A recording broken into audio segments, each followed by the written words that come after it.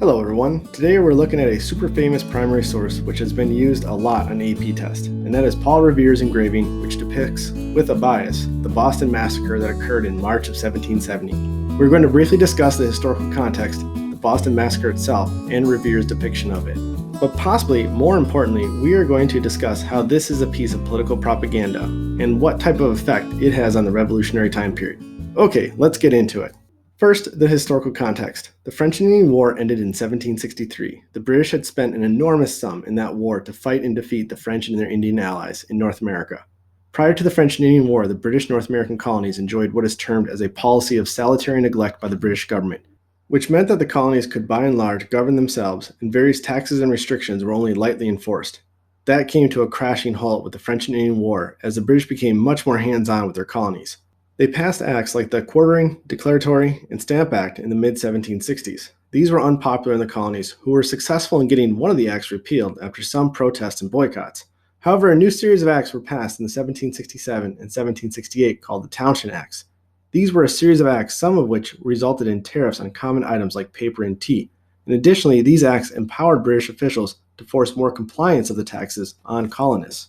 Some colonists, especially those in port towns that were in the merchant industry, objected to the Townshend Acts. Their main arguments were that they were against their colonial charters. They were against natural laws, which signals back to the popular Enlightenment ideas of the time and John Locke's philosophy, and they went against their constitutional rights as British subjects.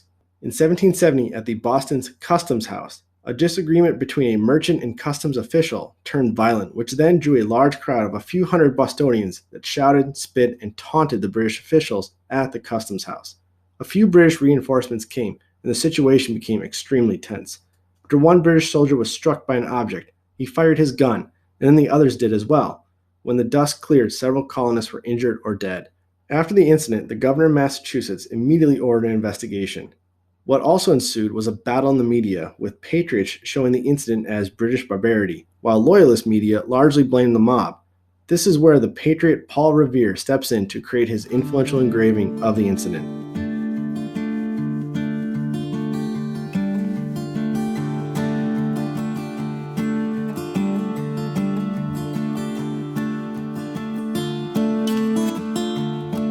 Okay, now let's analyze and source the engraving. The first thing we need to look at is the creator, Paul Revere, who was a prominent Boston businessman, and one of his main trades was as a silversmith.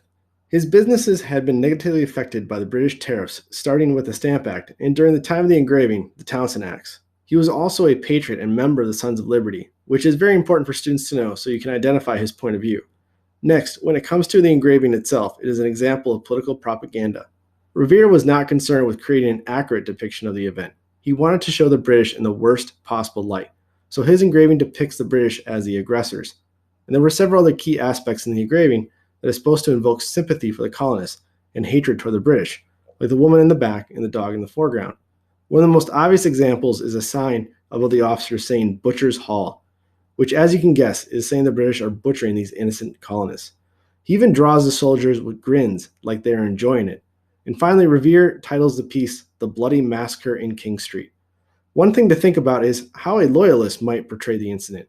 I'm sure it would have a different title for starters, maybe something along the lines of A Drunken Mob on King Street.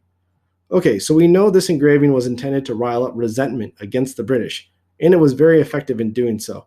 The engraving will be published in newspapers and will have a long legacy. Speaking of which, let's take a look at the rest of the story. So the British soldiers involved in the Boston Massacre were put on trial, and they had an unlikely lawyer. Yes, John Adams, who at the time was a patriot. So why did he defend them? Well, Adams was definitely a principled man, and felt the soldiers should get a fair trial, and other lawyers were willing to take up their case. He did a great job, and once the evidence was laid out, the jury acquitted the soldiers of most charges, with the exception of manslaughter for two of the soldiers, who received a reduced sentence of a branding on their thumbs. Overall, the Boston Massacre is considered a major event in the Revolutionary time period.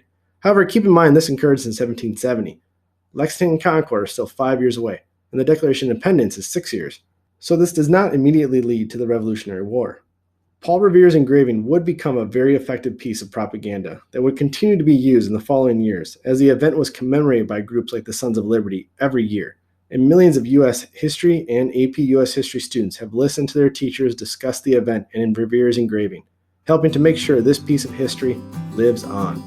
Okay, that does it for this primary source. Please subscribe and share the channel with your fellow classmates and teachers. This year, many schools are going to hybrid or distance learning, so these videos may come as great use to them.